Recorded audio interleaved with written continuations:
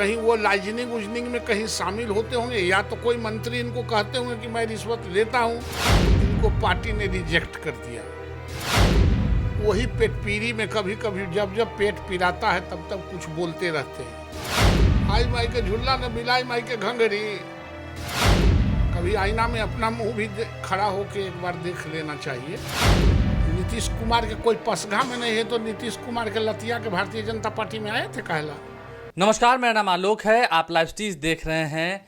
Bihar BJP जो है वो नेतृत्व विहीन हो चुकी है। नीतीश कुमार के सामने बीजेपी टिक ही नहीं सकती। यहाँ तक कि तब जब नीतीश कुमार की पार्टी 43 सीटों पर है, बीजेपी 74 सीटों पर है, बड़ी पार्टी होने के बाद भी बीजेपी नीतीश कुमार के आगे टिक नहीं सकती। कोई ऐसे नेता नहीं है बीजेपी में जो नीतीश कुमार के आगे टिक सकते हैं। बीजेपी का नेतृत्व कुछ है ही नहीं, संगठन के लोग भी कुछ नहीं कर सकते हैं। इस वक्त नवल किशोर यादव हैं, बिहार बीजेपी के एमएलसी हैं।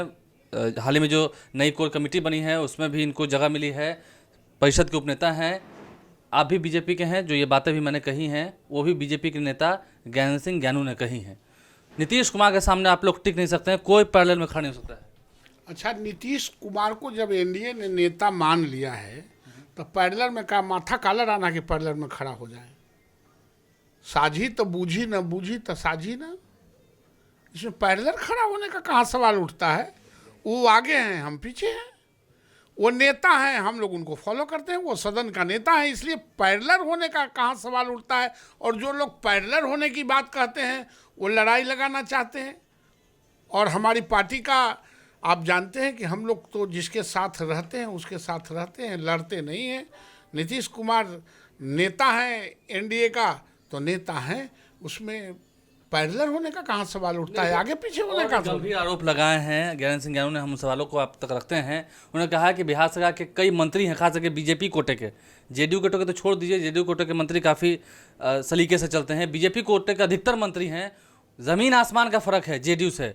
और रिश्वत भी होती है, रिश्वतखोरी भी होती है, घूस भी लेते हैं। आईएएस आईपीएस की ट्रांसफर पोस्टिंग में लेते हैं। देखिए ना ओएसडी के यहाँ जो छापेमारी हुई, कैसे निकला पैसा।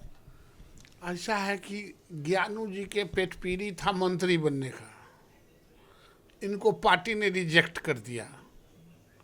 वही पेटपीरी में कभी कभी जब जब पेट पिराता है तब तब कुछ बोलते रहते हैं। उनके बोलने से क्या हो जाएगा। भारतीय जनता पार्टी में कोई रिश्वतखोर, कोई चोर रह नहीं सकता है। ये विचारों की पार्टी है, ये संगठन की पार्टी है, ये परंपराओं पर चलने वाली संस्कृति को फॉलो करने वाली पार्टी है। ये किसी व्यक्ति का पार्टी नहीं है, ये संगठन का पार्टी है। और ये जो नेशन के प्रति जो सजग रहते हैं उन्हीं के लिए, उन्हीं का जगह यहाँ बनता है।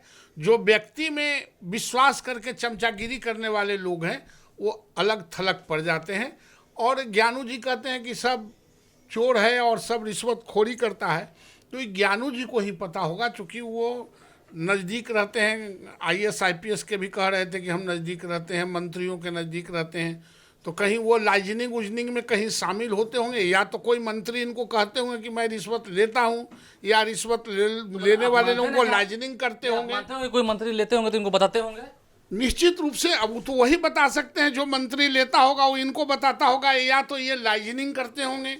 हम लोग भी तो भारतीय जनता पार्टी में आज तक तो हमने किसी को नहीं देखा, ये ज्ञानू जी को ही पता है। आप कह रहे हैं कि पार्टी सबको साथ लेकर चलती है। वो कह रहे हैं कि देखिए ना भाई, कहाँ सवर्णों को दरकिनार कर दिया गया है। सुशील मोदी के बाद अगर हम बात करें तो कोई नेता है ही नहीं, किसी में क्षमता ही नहीं है नेतृत्व करने की। ज्ञानू जी स्वर्ण के नेता कहाँ हैं।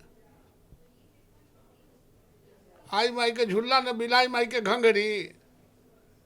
कभी आईना में अपना मुंह भी खड़ा होके एक बार देख लेना चाहिए।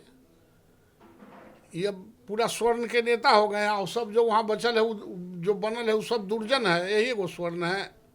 हमारी पार्टी ये जात पात की राजनीति से ऊपर विचारों की बात करती है, संस्कृति की बात करती है, सभ्यता की बात करती है, और नेशन की बात करती है। ये जाति की बात नहीं करती। नेतृत्व विहीन तो है आप लोग। आपका नेतृत्व कौन कर रहा है। हमारा नेतृत्व प्रदेश में संजय जायसवाल जी से ज्यादा सक्षम आदमी कोई हो नहीं सकता। वो कह रहे हैं संजय जायसवाल कोई काम का नहीं है, जब से आए तो और खत्म हो जाएगा। उनको लगता होगा चश्मा भी उसी को जरूरत है जिसको आंख हो। जिसको आंख नहीं हो उसको चश्मा भी देख क्या कीजिएगा।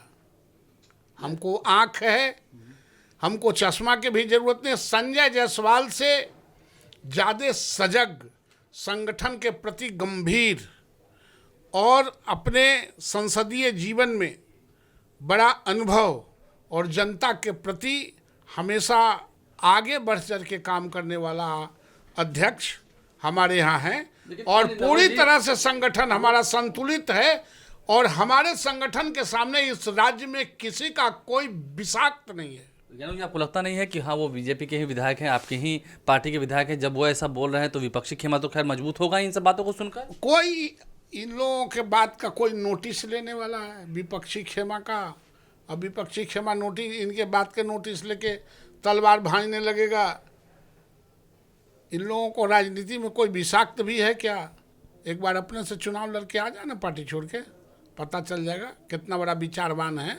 अंतिम सवाल आपसे, क्या लगता है 2024 की बात हो रही थी अभी से ही कि 2024 में काफ़ी फर्क पड़ेगा, कुछ उसमें रह नहीं जाएगा, तो क्या लगता है नीतीश कुमार के सामने टिकेंगे नहीं कोई? किसी के सामने की जरूरत भारतीय जनता पार्टी को नहीं। भारतीय जनता पार्टी, मैं कह रहा हूँ, भारतीय जनता पार्टी संगठन की पार्टी है और हमारी पार्टी बढ़ रही है। आगे चलकर नीतीश कुमार के सामने कोई चाहिए ना? अरे 74 सीट आपके पास। हम जब नीतीश कुमार से अलग होंगे तब ना हमको चाहिए। हम नीतीश कुमार से अलग है ही नहीं तो अलग की बात क्यों सोचे? हमारा झारखंड में बना तो सरकार बनी तो झारखंड में नेता नहीं मिला, हम हरियाणा में नेता नहीं खोजे, हम छत्तीसगढ़ में नेता नहीं खोजे, उत्तर प्रदेश में नेता नहीं खोजे। हमारे यहाँ तो सब नेता ही है। हमारे यहाँ इतने मंजे हुए लोग विचारों से लैस हैं और संगठन से लैस हैं कि हमारे यहाँ सब बड़े ही नेता हैं और नेतृत्व करने वाले नेता हैं। पहले नरेंद्र मोदी जी भी स्टेट के चीफ मिनिस्टर थे, अब प्रधानमंत्री के रूप में पूरे दुनिया में उजागर के पता नहीं चला। वैल्यू की बात हो रही कि वैल्यू नहीं है। अरे भाई, वैल्यू जिसको स्वयं अपना कोई वैल्यू नहीं है वो दूसरा के वैल्यू को क्या जानेगा? वैल्यू जानने के लिए भी अपने आप को वैल्यूवान होना चाहिए। आपका वैल्यू है ही नहीं तो आप दूसरे को वैल्यू क्या जानिएगा? अंतिम सवाल आपसे, 2024 की बात हो रही है, 2024 में आपको बड़ा नुकसान होने जा रहा है, क्या लगता है? कोई नुकसान नहीं होगा। 2024 में हम बढ़ेंगे, कोई हमको नुकसान नहीं होने वाला है। नीतीश कुमार के सामने कोई टिक जाएगा? वो कह रहे थे क्या चीज पसंगा में भी नहीं है। नीतीश कुमार के कोई पसगा में नहीं है तो नीतीश कुमार के लतिया के भारतीय जनता पार्टी में आए थे कहला?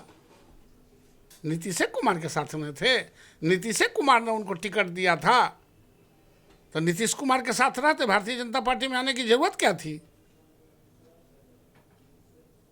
गाल फुलाना और हंसना दोनों एक साथ नहीं चलेगा। गुड़ खा के गुलगुल्ला से परहेज नहीं चलेगा। जब नीतीश कुमार बढ़िया थे ही तो भारतीय जनता पार्टी में आने की जरूरत क्या थी? जीतन राम मांझी के दरवाजे पर जाने की जरूरत क्या थी?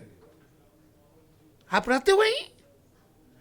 वो अपना नया संबंध बिल्डअप करने के लिए इस तरह की भाषा का प्रयोग करते हैं। नया संबंध बिल्डअप करने के लिए इस तरह की भाषा का प्रयोग करते हैं। काफ़ी कड़े तेवर में नवल किशोर यादव ने भी तमाम बातों को रख दिया। अब देखना ये होगा कि आने वाले समय में क्या कुछ डेवलपमेंट होता है, क्योंकि बीजेपी के पास नेतृत्व है। संजय जायसवाल के बारे में खुलकर नवल किशोर यादव ने कहा कि नीतीश कुमार तो हमारे साथी हैं। देखिए, इशारों में काफ़ी बड़ी बात कह दी है। नीतीश कुमार को अपने से जुदा भी नहीं बताया है, लेकिन हाँ, जो नीतीश कुमार के नेतृत्व पर कुछ ज़्यादा भरोसा कर रहे हैं उन्हें आईना भी दिखाया है अन्य राज्यों के उदाहरण को देकर। हमारे चैनल को सब्सक्राइब कर लें, साथ साथ फेसबुक पेज भी लाइक करें। इसके अलावा ट्विटर हैंडल पर लाइव स्ट्रीम को फॉलो करें। 2024 का अभी काफ़ी देर है 2024 आने में, लेकिन उससे पहले बिहार में राजनीतिक बिसात जो है वो बिछनी शुरू हो गई है। धन्यवाद।